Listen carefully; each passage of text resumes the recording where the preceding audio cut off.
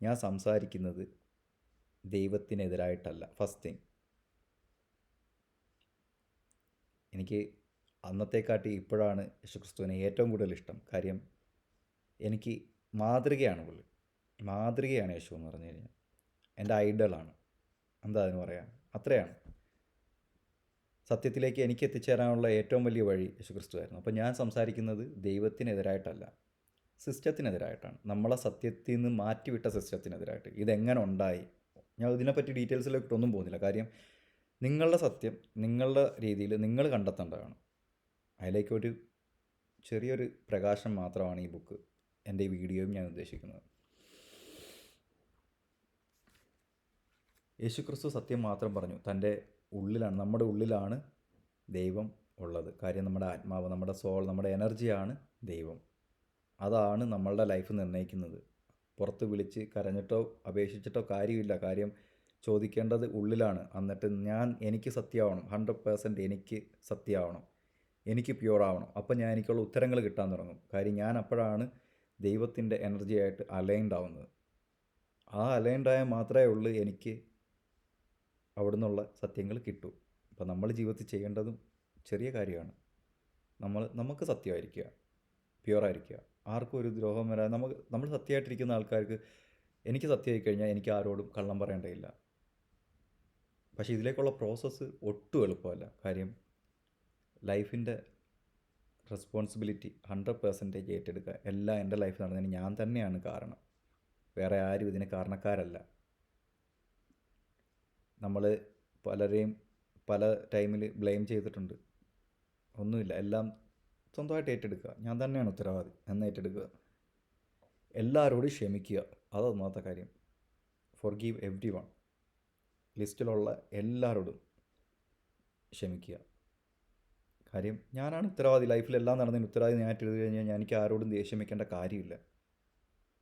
അവരുടെ അറിവ് കുറവോ കൂടുതലോ എല്ലാം എന്നെ വധിക്കുന്നതല്ല. അവരെന്ത് പറഞ്ഞ് കേട്ട് അല്ലെങ്കിൽ ചെയ്തു എന്നുള്ളത് അവരുടെ അറിവിൻ്റെ കുറവ് കൊണ്ടാണെന്നുള്ള സത്യം മനസ്സിലാക്കുക. ഇതെല്ലാം എൻ്റെ ജീവിതത്തിൽ നടന്നതിന് ഒരു കാരണമുണ്ടെന്ന് മനസ്സിലാക്കുക. ആ കാരണങ്ങൾ സത്യം കണ്ടെത്തുക. നിങ്ങളുടെ സത്യം കണ്ടെത്തുമ്പോൾ നിങ്ങൾ ജീവിതത്തിൽ നടന്ന എല്ലാത്തിനും ഓരോ കാരണങ്ങളുണ്ടെന്ന് മനസ്സിലാവും. 2 ഡോട്ടുകൾ ചേർന്ന് ഓരോ ആൻസറിലേക്കാണ് എത്തിക്കുന്നത്.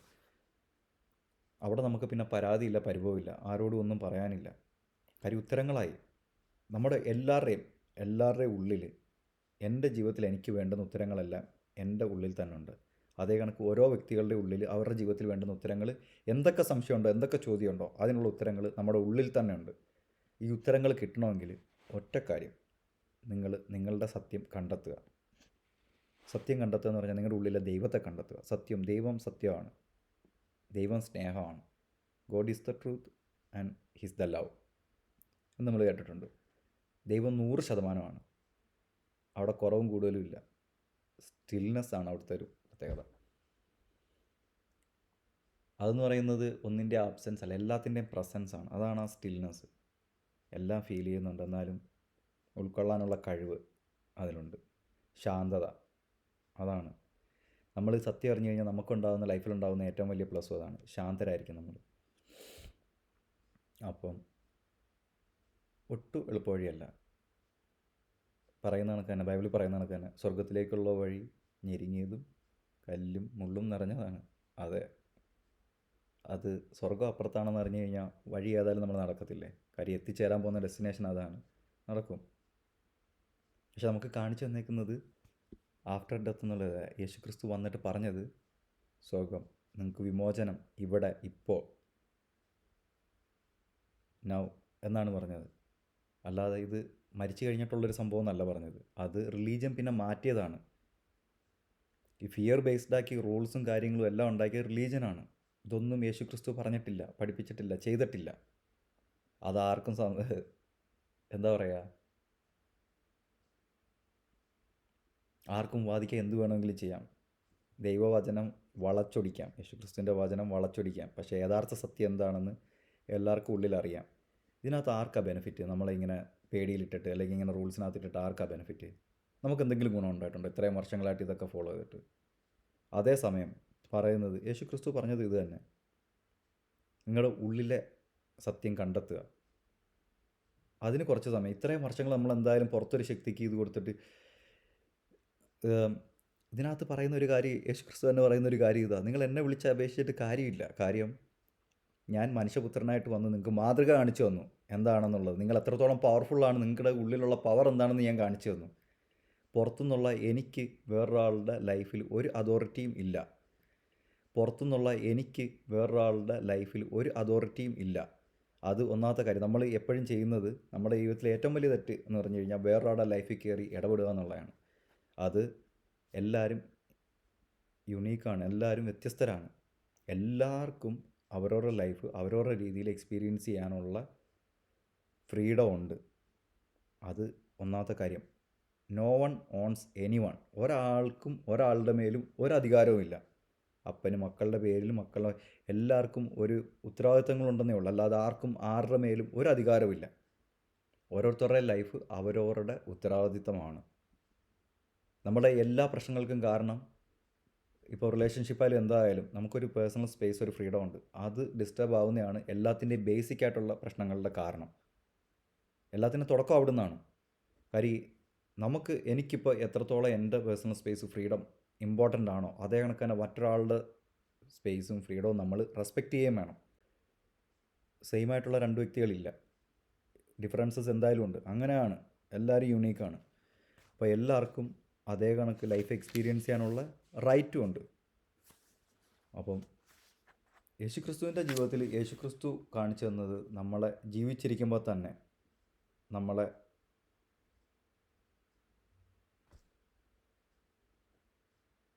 ഉയർത്തെഴുന്നേൽപ്പിക്കാനാണ്. നമ്മുടെ ഉള്ളിലുള്ള ക്രൈസ്റ്റിനെ, നമ്മുടെ ഉള്ളിലുള്ള ശക്തിയെ ഉയർത്തെഴുന്നേൽപ്പിക്കുക നമ്മളിവിടെ തന്നെ ഉള്ളപ്പോൾ. അല്ലാതെ നമ്മൾക്ക് സ്വർഗം നരകം എന്ന് പറയുന്നത് ആഫ്റ്റർ ലൈഫ് ഉള്ളൊരു കൺസെപ്റ്റ് മാത്രമല്ല. ഇവിടെ ഭൂമിയിൽ നമ്മൾ എക്സ്പീരിയൻസ് ചെയ്യാനുള്ളതാണ് സ്വർഗമായാലും നരകമായാലും. കാര്യം ആഫ്റ്റർ ലൈഫ് നമ്മളൊരു എനർജി മാത്രമാണ്, നമുക്ക് സെപ്പറേറ്റ് ബീയിങ്സ് ആയിട്ടില്ല. ഇവിടെയാണ് നമുക്കൊരു ബോഡി ഉള്ളത്, നമുക്ക് ലൈഫ് എക്സ്പീരിയൻസ് ചെയ്യാനായിട്ടുള്ളത്. അപ്പം ഇങ്ങനത്തെ സത്യങ്ങൾ മനസ്സിലാക്കി തരാനായിട്ട് വന്ന ദൈവപുത്രനായിരുന്നു യേശു ക്രിസ്തു. തൻ്റെ ഉള്ളിലുള്ള സത്യം ബാക്കിയുള്ളവർക്ക് പറഞ്ഞു കൊടുക്കാനായിട്ട് പറഞ്ഞു. അന്നുള്ള ആൾക്കാരും വിശ്വസിക്കില്ല, അന്നുള്ള ആൾക്കാർക്കും വ്യത്യസ്തമായിട്ട് തോന്നി. അതിനുശേഷം ഈ സത്യങ്ങൾ വളച്ചൊടിച്ച്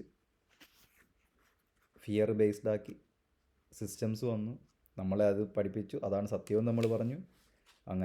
അങ്ങനത്തെ പാർട്ട് ഡീറ്റെയിൽ ആയിട്ട് പറയുന്ന ഒരു പേഴ്സണൽ ടെസ്റ്റിമോണി, അതാണ് പാർട്ട് 4. എനിക്കിതിനകത്ത് ഏറ്റവും ഇഷ്ടപ്പെട്ടതും ഏറ്റവും ലെങ്തി ആയിട്ടുള്ളൊരു പാർട്ടുമാണിത്.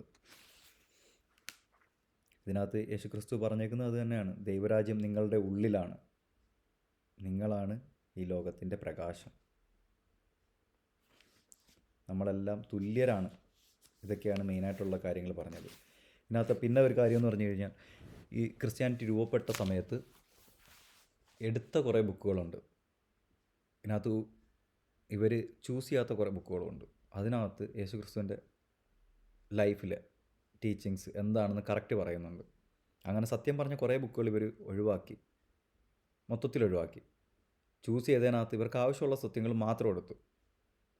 പക്ഷേ ഇവരെടുത്തതിനകത്ത് വരെ സത്യങ്ങളുണ്ട്. അത് നമ്മൾ കേൾക്കേണ്ട രീതിയിൽ കേട്ട് കഴിഞ്ഞാൽ അതിനകത്തുണ്ട്. യേശുക്രിസ്തു പറഞ്ഞതാണ്: കേൾക്കാൻ ചെവിയുള്ളവൻ കേൾക്കട്ടെ. ഒന്നും ഡയറക്റ്റായിട്ടല്ല പറഞ്ഞത്, എല്ലാം സിംബോളിക്കായിട്ടാണ് പറഞ്ഞത്. അത് ഈ ബുക്കിനകത്ത് ഡീറ്റെയിൽ ആയിട്ട് എക്സ്പ്ലെയിൻ ചെയ്യുന്നുണ്ട് പാർട്ട് 4.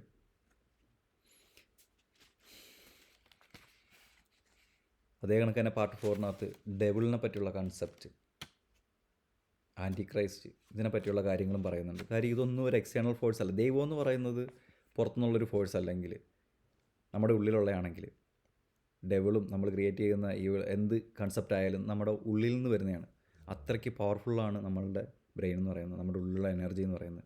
ഇതെല്ലാം കണക്റ്റഡാണ്. ബ്രെയിൻ, എനർജി, അത് കുറച്ചുകൂടെ ഡീപ്പായിട്ടുള്ളൊരു ടോപ്പിക്കാണ്. എല്ലാം കണക്റ്റഡാണ്, ഇൻ്റർ കണക്റ്റഡാണ് എല്ലാം അങ്ങോട്ടും ഇങ്ങോട്ടും. ഇതെല്ലാം കൂടെ ചേരുന്നതാണ് നമ്മളെന്ന് പറയുന്നത്. ഡീപ്പായിട്ടുള്ള ട്രൂത്ത് എന്ന് പറഞ്ഞു കഴിഞ്ഞാൽ എല്ലാം ഒന്നാണ്. കാര്യം എൻ്റെ ഉള്ളിലുള്ള എനർജിയും ജീസസ് ക്രൈസ്റ്റ് എന്ന് പറഞ്ഞതും സെയിം എനർജിയാണ് എൻ്റെ ഉള്ളിലുള്ളത്, നിങ്ങളുടെ ഓരോരുത്തരുടെ ഉള്ളിലുള്ളത്. യേശുക്രിസ്തുവിന് എത്രത്തോളം കഴിവുണ്ടായിരുന്നോ അത്രത്തോളം കഴിവ് നിങ്ങൾക്കുമുണ്ട്, അല്ലെങ്കിൽ അതിനപ്പുറത്തുണ്ട്. കാരണം നിങ്ങളുടെ ഉള്ളിലുള്ള എനർജി എന്ന് പറയുന്നത്, നമ്മുടെ ഉള്ളിലുള്ള എനർജി എന്ന് പറയുന്നത് ദൈവത്തിൻ്റെ സ്വന്തം ഈ ഭൂലോകം തന്നെ നിൽക്കുന്ന അല്ലെങ്കിൽ ഫോമായ ആ എനർജിയാണ് നമ്മുടെ ഉള്ളിൽ. അത്രയും പവർഫുള്ളായിട്ടുള്ള വ്യക്തികളാണ് നമ്മൾ. ആ വ്യക്തികളാണ് ജീവിതത്തിൽ നിസ്സാര കാര്യങ്ങൾക്ക് വേണ്ടി കിടന്ന് സ്ട്രഗിൾ ചെയ്തുകൊണ്ടിരിക്കുന്നത്. ഈ സ്ട്രഗിളൊക്കെ എങ്ങനെ ഉണ്ടായി, എവിടെ നിന്നുണ്ടായി? ഏറ്റവും കൂടുതലായിട്ട് നമ്മൾ സ്ട്രഗിൾ ചെയ്യുന്നത് നമ്മുടെ മെൻ്റൽ സ്ട്രഗിളാണ്. പുറമേ ഉള്ള ഫിസിക്കൽ കണ്ടീഷൻസൊക്കെ ഒരു കാരണമാകുന്നതേ ഉള്ളൂ. ഏറ്റവും കൂടുതൽ നമ്മൾ സ്ട്രഗിൾ ചെയ്യുന്നതെന്ന് വെച്ച് കഴിഞ്ഞാൽ നമ്മുടെ ഉള്ളിലാണ്. എന്തുകൊണ്ട് ഇത് സംഭവിക്കുന്നു? അതിനകത്ത് ഇത് അവസാനിക്കണമെങ്കിൽ എന്താണ് ഇതിനുള്ള സൊല്യൂഷൻ?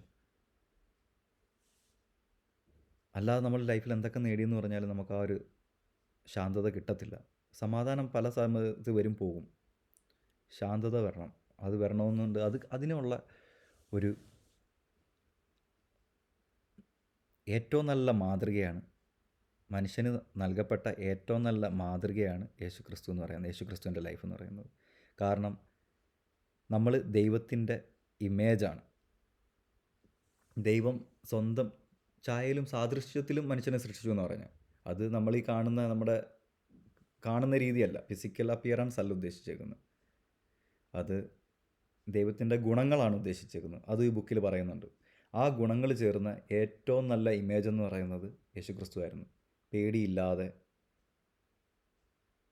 തനിക്ക് ട്രൂ ആയിട്ട് പ്യുവറായിട്ട് ജനിച്ചു തൊട്ട് മരിച്ച വരെ ജീവിച്ച് കാണിച്ചു തന്ന, നമുക്ക് എക്സാമ്പിളായിട്ട് ഏറ്റവും നല്ല ഇമേജ് ഓഫ് ഗോഡ് എന്ന് പറയുന്നത് യേശുക്രിസ്തു ആയിരുന്നു. അതുകൊണ്ടാണ് യേശുക്രിസ്തുവാണ് ഏറ്റവും നല്ല എക്സാമ്പിൾ നമ്മുടെ ലൈഫിൽ എന്ന് പറയുന്നത്. അത് ഒരിക്കലും നമുക്കെടുത്ത് പള്ളികളിൽ പൊക്കത്തിൽ വെച്ച് പ്രാർത്ഥിക്കാനല്ല, ജീവിതം കണ്ട് അത് മാതൃകയായിട്ട് എടുത്തിട്ട് അതിൽ നിന്ന് ഉൾക്കൊണ്ടിട്ട് നമ്മുടെ ഉള്ളിലെ സത്യം കണ്ടെത്തുക. നമ്മളുടെ